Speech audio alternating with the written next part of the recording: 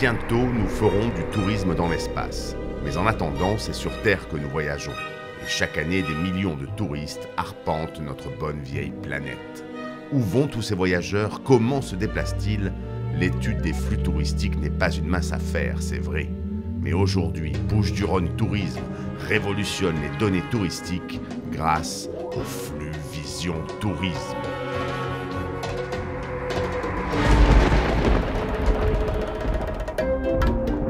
Commençons par un petit retour en arrière. Voici le département des Bouches-du-Rhône où depuis plus de 20 ans, Bouches-du-Rhône Tourisme développe dans ses laboratoires des outils d'observation de l'activité touristique.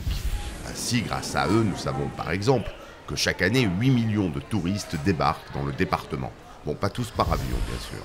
Nous savons aussi que l'hôtellerie est le premier mode d'hébergement marchand, ou encore que la nationalité la plus représentée parmi ces touristes, eh bien, c'est la nationalité française. Mais quand on vous aura dit que tous ces voyageurs dépensent chaque année 2,7 milliards d'euros dans le département et que l'activité touristique se trouve à la base de 50 000 emplois, vous aurez compris toute l'importance que revêt l'étude des flux touristiques et la connaissance de la mobilité des touristes. Car oui, le développement des nouvelles technologies, mais aussi les récentes stratégies mises en place dans le domaine des transports, ont bouleversé nos habitudes touristiques. Dès lors, il fallait trouver un outil capable de mesurer les déplacements des touristes, et ce dans des zones géographiques de plus en plus précises, comme un département, une commune, voire un quartier, et le tout en temps réel. Et cet outil se nomme, vous l'avez deviné, Flux Vision Tourisme, issu d'un partenariat entre Bouches-du-Rhône Tourisme et l'opérateur Orange. Mais à présent, voyons comment fonctionne ce procédé révolutionnaire. Dans un premier temps, sur une zone donnée du territoire, on recueille les données téléphoniques des abonnés Orange. Automatiquement, les données recueillies sont rendues anonymes, et ce, définitivement. La Commission nationale de l'informatique et des libertés ayant bien entendu donné son aval sur ce projet. Une fois cette étape achevée, les données passent par de puissants ordinateurs qui les analysent puis les affinent.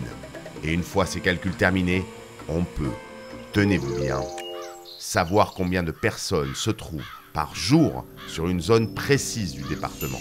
Mais on peut également étudier la mobilité de ces personnes à l'échelle intradépartementale, entre deux villes par exemple, ou encore connaître la fréquentation d'un événement sans billetterie, comme ici, à Marseille, où 210 000 personnes étaient présentes sur le Vieux-Port entre 20h et 23h pour assister à l'événement entre Flamme et Flot.